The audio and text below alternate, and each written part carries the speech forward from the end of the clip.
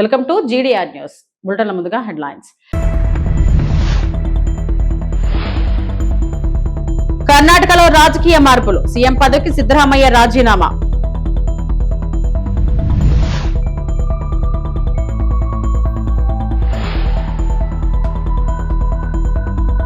ప్రతి నియోజకవర్గంలో MSME పార్కులు, యువతకు ఉపాధి కల్పనపై ప్రభుత్వం ఫోకస్.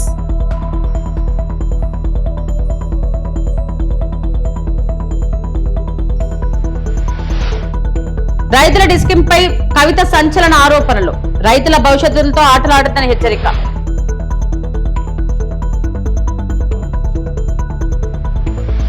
కర్ణాటక ముఖ్యమంత్రి పదవికి సిద్ధరామయ్య రాజీనామా చేశారు. లోక్ భవన్ లో గవర్నర్ ప్రత్యేక కార్యదర్శికి తన రాజీనామా లేఖను సమర్పించారు. కాంగ్రెస్ అధిష్టానం సూచన మేరకు స్వచ్ఛందంగానే నిర్ణయం తీసుకున్నానని సిద్ధరామయ్య తెలిపారు. గవర్నర్ కార్యాలయం కూడా ఆయన రాజీనామాను అధికారికంగా ఆమోదించింది. ఇక కర్ణాటక తదుపరి ముఖ్యమంత్రిగా DK శివకుమార్ బాధ్యతలు చేపట్టే అవకాశం కనిపిస్తుంది. ఈ పరిణామంతో రాష్ట్ర రాజకీయాల్లో కీలక మార్పులు చోటు చేసుకున్నాయి. రాజీనామాకు ముందు సిద్ధరామయ్య నివాసంలో జరిగిన కీలక సమావేశంలో DK శివకుమార్ ఆయన పాదాలకు నమస్కరించడం ప్రత్యేక ఆకర్షణగా. ఇద్దరు నేతలు ఆప్యాయంగా ఆలింగనం చేసుకోవడం రాజకీయ మార్పుకు సంకేతంగా మారింది. ಕರ್ನಾಟಕದ 7 ಕೋಟಿ ಜನಸಂಖ್ಯೆ ಸೇವೆ ಮಾಡತಕ್ಕಂಥ ಅವಕಾಶ ನನಗೆ ಸಿಕ್ಕಿತ್ತು.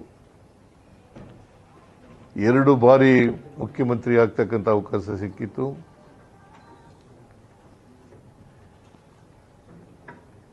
ಎರಡು ಬಾರಿ ವಿರೋಧ ಪಕ್ಷದ ನಾಯಕನಾಗ್ತಕ್ಕಂಥ ಅವಕಾಶ ಸಿಕ್ಕಿತ್ತು.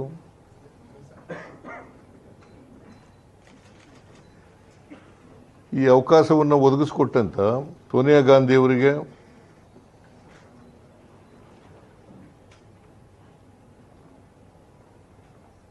ರಾಹುಲ್ ಗಾಂಧಿ ಅವರಿಗೆ,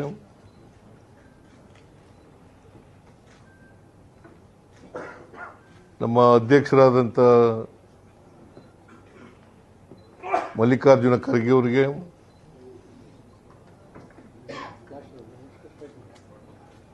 ಈ ಸಂದರ್ಭದಲ್ಲಿ ಅಪಾರವಾದಂಥ ಧನ್ಯವಾದಗಳನ್ನು ಅವರಿಗೆ ತಿಳಿಸ್ತಕ್ಕಂಥ ಕೆಲಸವನ್ನು ಮಾಡ್ತೇನೆ.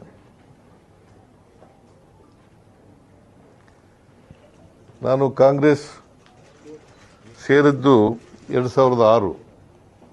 2006ರಿಂದ ಕಾಂಗ್ರೆಸ್ಸಿನ ಕಾರ್ಯಕರ್ತರು,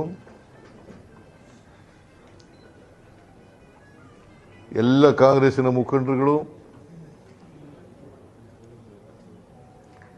ಶಾಸಕರು, ಲೋಕಸಭಾ ಮತ್ತು ರಾಜ್ಯಸಭಾ ಸದಸ್ಯರು ನನಗೆ ಪ್ರೀತಿಯನ್ನು ತೋರಿಸಿದ್ದಾರೆ, ಅವಕಾಶವನ್ನು ಕಲ್ಪಿಸಿಕೊಟ್ಟಿದ್ದಾರೆ.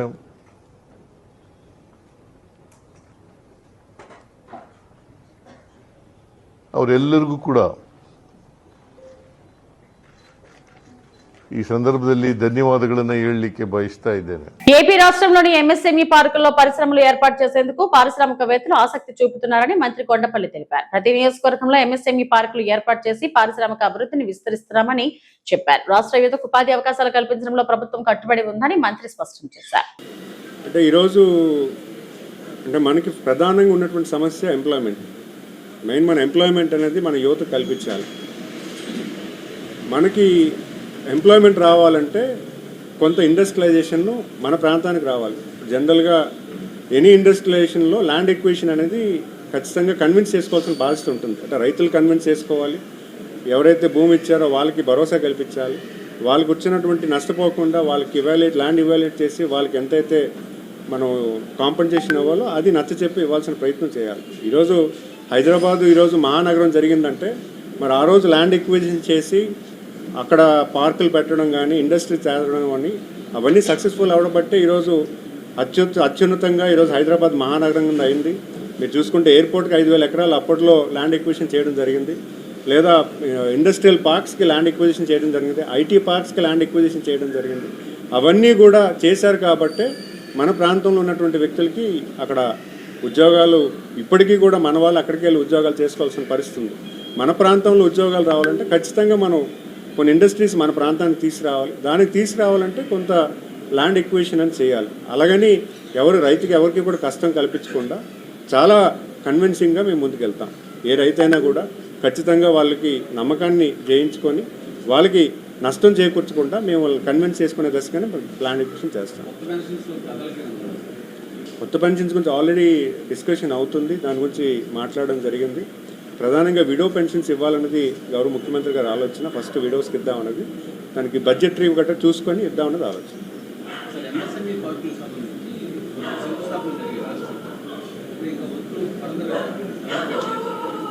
సుమారు 100 MSME పార్కులు ఆల్రెడీ గ్రౌండింగ్ చేయడం జరిగింది. అందులో 19 పార్క్స్ ఇనాగ్రల్ చేసి అప్లికేషన్స్ కూడా తీసుకోవడం జరిగింది. ఆల్రెడీ అందులో 800 ఇండస్ట్రీస్ కూడా అందులో వర్క్ స్టార్ట్ అయింది, ఆల్రెడీ కన్స్ట్రక్షన్ స్టార్ట్ అయింది. మిగతా ఉన్నటువంటి 81 పార్కులో వర్క్ పురోగతి అవుతుంది. సుమారు ఇంకొక 3-4 నెలల్లో వాటికి కూడా అప్లికేషన్స్ తీసుకుంటారు. మరి అలాగే మొన్న జరిగినటువంటి MSME సమిట్లో 38 పార్కులు అదనంగా కూడా ఇవ్వడం జరిగింది. అందులో విజయనగరం కాన్స్టిట్యున్సీ కూడా ఒక MSME పార్క్ ఇవ్వడం కూడా జరిగింది. సో ఇవన్నీ కూడా MSME ఇండస్ట్రీస్ ఎవరైనా పెట్టుకోవాలనుకుంటే ఈ MSME పార్క్లో పెట్టుకుంటే చాలా అప్రూవల్ ప్రాసెస్ చాలా సింప్లిఫైడ్ చేయడం, అలాగే ఇన్ఫ్రాస్ట్రక్చర్ అంటే ఇప్పుడు ఎక్కడ ఇండస్ట్రీ పెట్టాలన్నా ఒక క్వాలిటీ పవర్ కావాలి, యాక్సెస్ రోడ్ కావాలి, డ్రైన్ సిస్టమ్ కావాలి. సో అవన్నీ కూడా బయట పెట్టే వాళ్ళకి కష్టం కాబట్టి ఈరోజు MSME పార్క్స్ పెట్టి ఈ MSME పార్క్స్లో వాళ్ళు అక్కడ ఇండస్ట్రీ పెట్టుకోవడానికి కావాల్సిన ఇకో సిస్టమ్ తయారు చేస్తాం. సో దీనివల్ల వాళ్ళకి పవర్కి ఎక్స్ట్రా ఎక్స్పెండిచర్ లేదు, డ్రైనేజ్ సిస్టమ్కి ఎక్స్ట్రా ఎక్స్పెండిచర్ లేదు, యాక్సెస్ రోడ్డు ఎక్స్పెండిచర్ అనేది వాళ్ళకి ఉండదు. సో ఇవన్నీ అడ్వాంటేజెస్ MSME పార్క్స్కి ఉంటే, ప్లస్ అక్కడ కూడా అప్రూవల్స్ అనేది కూడా చాలా ఫాస్ట్గా వచ్చే పరిస్థితి కూడా ఈరోజు ప్రభుత్వం కార్యాచరణ చేస్తుంది. తెలంగాణ ఎలక్ట్రిసిటీ రెగ్యులేటరీ కమిషన్ ప్రజా విచారణ కార్యక్రమంలో బీఆర్ఎస్ నేతలు పాల్గొన్నారు. విద్యుత్ ఛార్జీల పెంపు, ప్రజలపై భారం, విద్యుత్ విధానాలపై తమ అభిప్రాయాలను నేతలు వెల్లడించారు. ప్రభుత్వ నిర్ణయాలపై తీవ్ర విమర్శలు చేస్తూ ప్రజలకు న్యాయం చేయాలని డిమాండ్ చేశారు. మరి ప్రభుత్వ పక్షాన అంత ముఖ్యమైన బాధ్యతలు ఉండేటువంటి స్వయంగా రాష్ట్ర ముఖ్యమంత్రి గారే రేపు 2 తారీఖు నుంచి ఇది అమల్లోకి వస్తుంది డిస్కమ్ అనేటువంటి ప్రకటన చేయడం అనేటువంటిది ఇది ఎట్లా సహేతుకమవుతుంది, ఎట్లా బాధ్యతాయుతం అనేటువంటి ప్రకటన అవుతుంది. రాష్ట్ర రైతాంగానికి సందేహాలను కలిగి ఉండడానికి ఒక ఆస్కారం ఇచ్చినట్లు అవుతుంది. కమిషన్ యొక్క తీర్పు మీద ఏమైనా వాళ్ళ కోణంలో, వాళ్ళ దృష్టికోణంలో, నేను ఉద్దేశాలు ఆపాదించాను కమిషన్కి, వాళ్ళ దృష్టికోణంలో ఏమైనా ప్రెషర్ మౌంట్ చేయాలనేటువంటి టాక్టిక్స్ ఏమైనా ఉన్నాయా అని చెప్పి ప్రజలు సందేహపడే పరిస్థితి ఉంటుంది సార్. అందుకోసం ఇప్పటికిప్పుడు దీనిపై విచారణను ఆధారబాధాగా పూర్తి చేయాల్సినటువంటి అవసరం లేదు.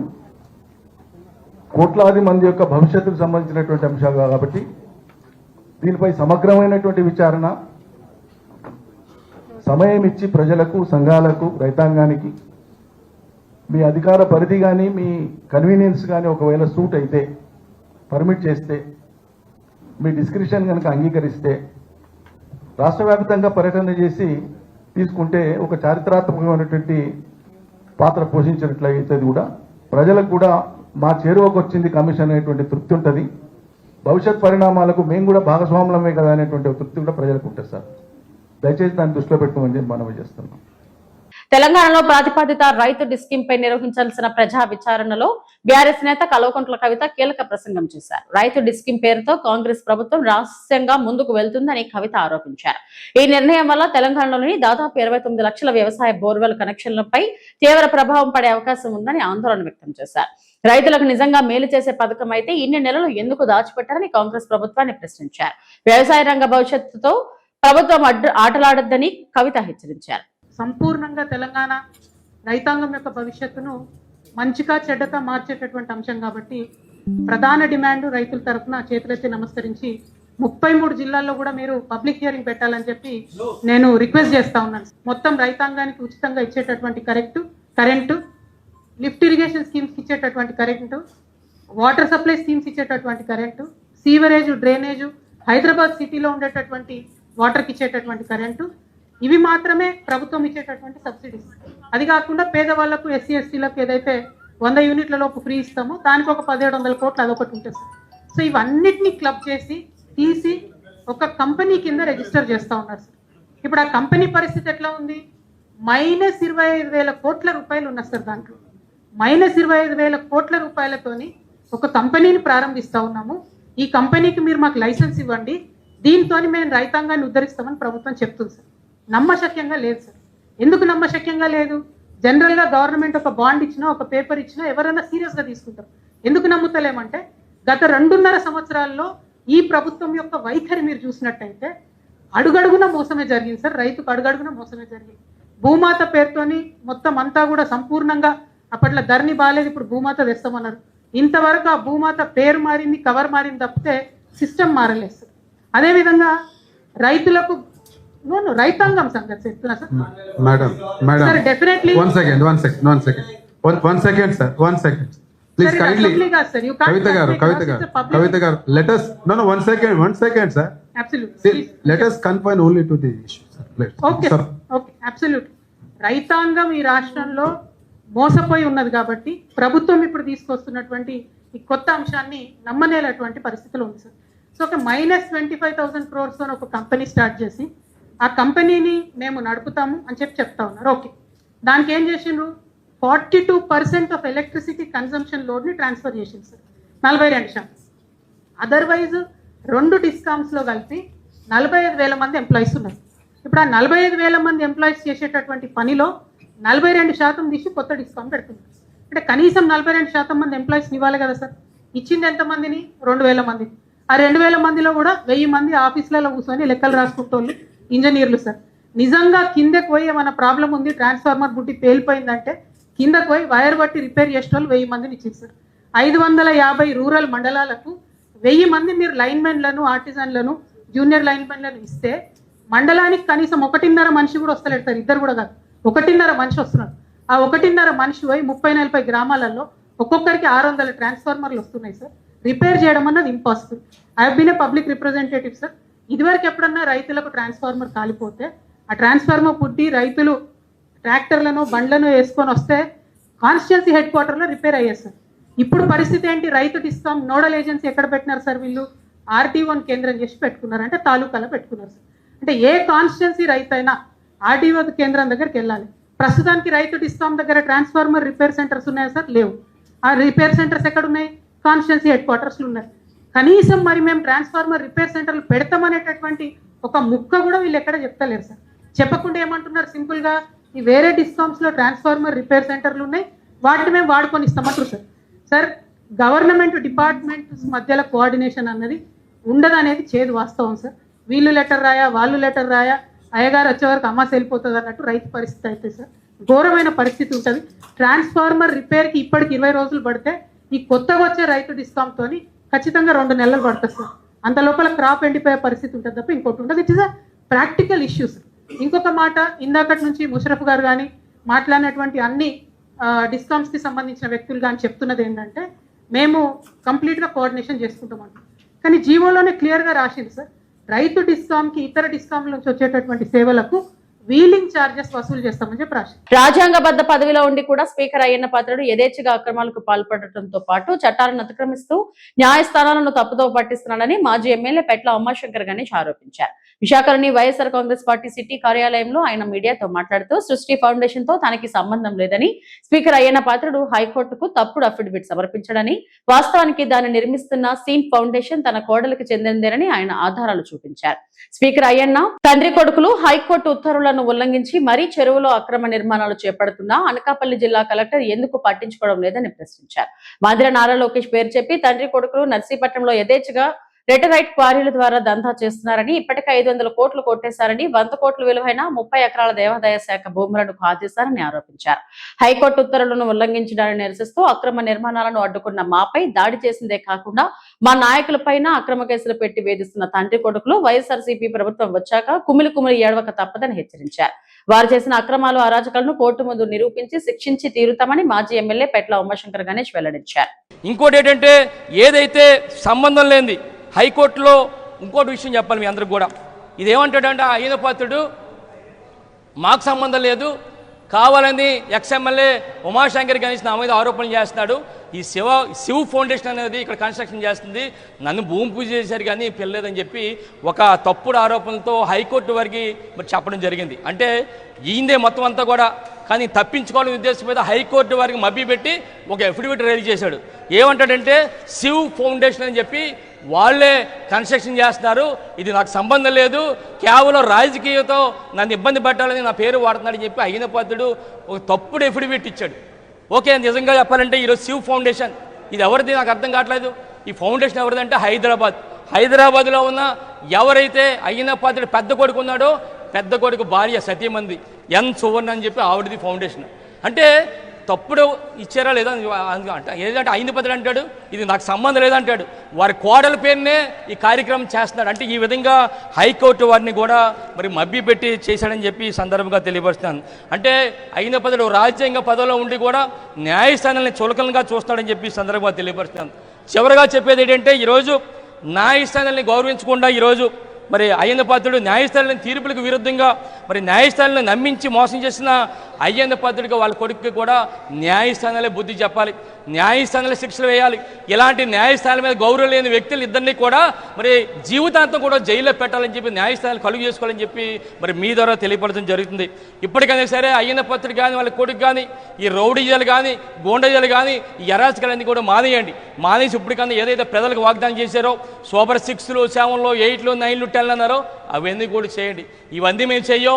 ఈ 2 సంవత్సరాలు ఏ విధంగా పరిపాలన చేసాం, అరాచక పాలన అలాగే చేస్తాం, ఈ 3 సంవత్సరాలు కూడా అలా చేస్తామంటే చెయ్యండి, మీ ఇష్టం. టీడీపీ నిర్వహించిన మహానాడు ఓ మహానాటకమని, పరిపాలనా వైఫల్యాల నుంచి ప్రజల దృష్టి మళ్లించేందుకు చేసిన ఓ డైవర్షన్ రాజకీయమే అని వైఎస్ఆర్సీపీ రాష్ట్ర అధికార ప్రతినిధి ఆర్ శ్యామల మండిపడ్డారు. అధికారంలోకి వచ్చి 2 ఏళ్లవుతున్నా ప్రజలకు చేసిన అభివృద్ధి సంక్షేమం ఏతీ లేక ప్రజా సమస్యలు చర్చించాల్సిన మహానాడు వేదికను రాజకీయ నిందల వేదికగా మార్చేశారన్నారు. ముఖ్యమంత్రి దగ్గర నుంచి ఆయన మంత్రివర్గం అంతా కూడా వీధి భాషకు బాగా అలవాటు పడ్డారని తెలిపారు. మహిళా రిజర్వేషన్లు ఎలాగో వస్తాయని తెలిసి ముందస్తు క్రెడిట్ చోరీకి లోకేష్ ప్రయత్నించారని శ్యామల ఆక్షేపించారు. మహిళా సాధికారతపై లోకేష్ విసిరిన సవాల్ను స్వీకరిస్తామని, జగన్మోహన్ రెడ్డి హయాంలో ఏం చేశామో చర్చించేందుకు ఏ టీవీ ఛానల్ కైనా వచ్చేందుకు సిద్ధమని ఆర్ఎస్ శ్యామల స్పష్టం చేశారు. అసలు చేసింది ఏమీ లేదు కాబట్టే 2 ఏళ్ళు అయినా కూడా వైఎస్ఆర్ కాంగ్రెస్ పార్టీ పైన నిత్యం జగన్నామస్మరణ చేసుకుంటూ కాలాన్ని వెళ్లబుచ్చుతున్నారు తప్ప ఇదిగో ఈ 2 ఏళ్లలో ఇది మేం చేసింది అని ధైర్యంగా ఎవరన్నా ముందుకొచ్చి మాట్లాడారా మహానాడులో? ఏదీ లేదు. ఇక 164 సీట్లు గెలిచిన తర్వాత కూడా ఈ రోజుకి కూడా మీరు జగన్ గారి పేరు లేకుండా ఒక్క ప్రసంగం కూడా చేయలేకపోతున్నారంటే మీకు జగన్మోహన్ రెడ్డి గారి సుపరిపాలనపై ఎంత భయం ఉంది, జగన్మోహన్ రెడ్డి గారంటే ఎంత వణుకుంది అనేది అర్థమవుతోంది. చాలా చాలా క్లియర్ గా అర్థమవుతోంది. ఏమన్నా అంటే దిగజారిపోయి, మీ స్థాయికి దిగజారిపోయి వీధుల్లో మాట్లాడుకుంటారు చూసారా, అలాంటి మాటలు మాట్లాడతారు గౌరవ పదవుల్లో ఉన్న మంత్రులు, అధికారులు.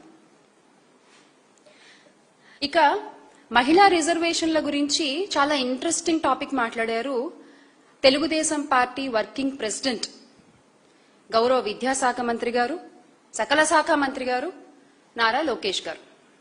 ఆయన ఏమంటారంటే మహిళలకు 33% సీట్లు ఇస్తాం అంటూ లోకేష్ గారు ప్రకటన చేశారనమాట. ఈ ప్రకటన కూడా ఒక డైవర్షన్ ప్రకటనే. ఎందుకంటే ఈ రోజున ఎలాగో మహిళా రిజర్వేషన్లు దేశం అంతటా రాబోతున్నాయి, ఆ విషయం మనందరికీ తెలుసు. ముందుగానే వాటి క్రెడిట్ ని దొంగలించే ప్రయత్నం అన్నమాట ఇది. అంటే ఎలాగో దేశమంతా ఈ మహిళా రిజర్వేషన్ బిల్లుపై ఏకగ్రీవంగా ఉంది,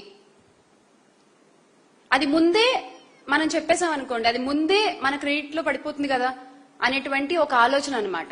అడ్వాన్స్డ్ క్రెడిట్ చోరీ ఇది అడ్వాన్స్డ్ క్రెడిట్ చోరీ by Telugu Desam party working president Nara Lokesh గారు. అసలు మీరు మహిళల గురించి మాట్లాడే ముందు ఎన్నికల్లో మహిళలకు ఇచ్చిన హామీలు ఏమయ్యాయో చెప్పండి. అసలు ముందు వాటి గురించి మాట్లాడుకుందాం, ఆ తర్వాత మీరు మహిళల గురించి, మహిళా రిజర్వేషన్ల గురించి, మహిళల భద్రత గురించి మాట్లాడుతారు. కానీ ఆడబిడ్డ నిధి అన్నారు. 18 నుండి 59 ఏళ్ల వయసున్న మహిళలకి ప్రతి నెల 1500 రూపాయలు ఇస్తాము అన్నారు. 2 ఏళ్లైంది, 3 బడ్జెట్లు ప్రవేశపెట్టారు. ఇచ్చింది మాత్రం గుండు సున్నా, ఇచ్చింది గుండు సున్నా. పోక్సో కేసు నిందితుడు బండి భగీరథ్ కస్టడీ ముగియడంతో పోలీసులు ఆయనను కోర్టులో హాజరుపరిచారు. అనంతరం కోర్టు ఆదేశాల మేరకు బండి భగీరథ్ ను చర్లపల్లి జైలుకు తరలించారు. ఈ కేసుకు సంబంధించిన దర్యాప్తును పోలీసులు కొనసాగిస్తున్నారు.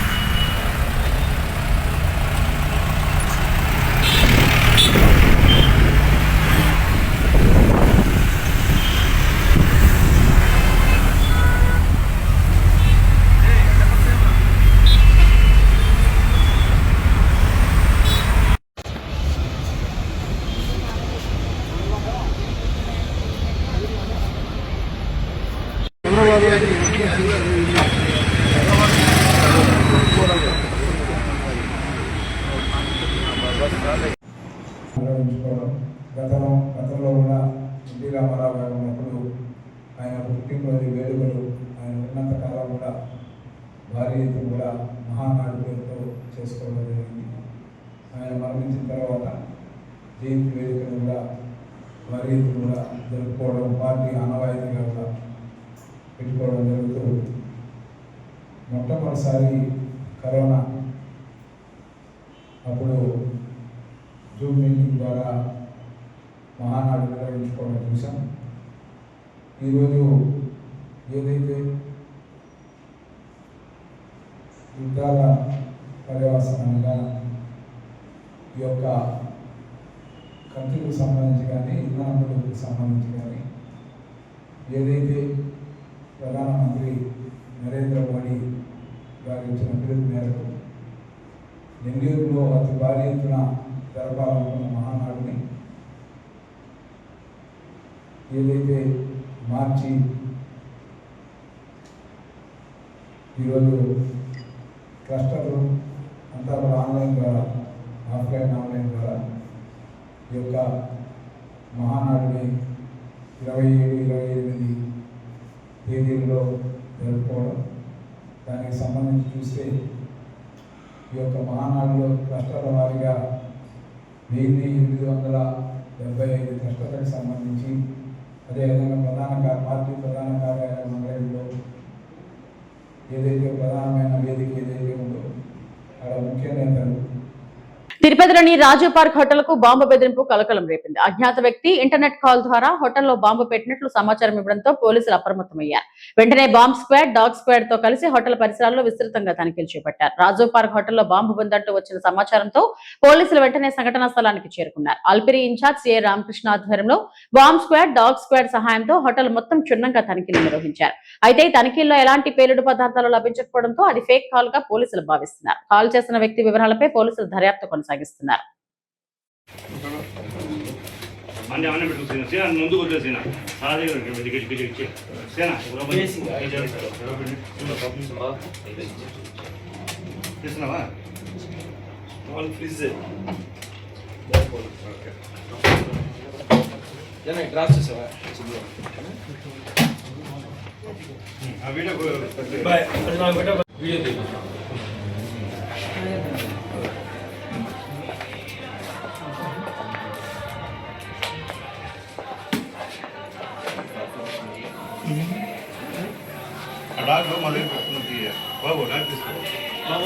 ఇవి ఇప్పటివరకున్న బులెటిన్ అప్డేట్స్. నమస్తే.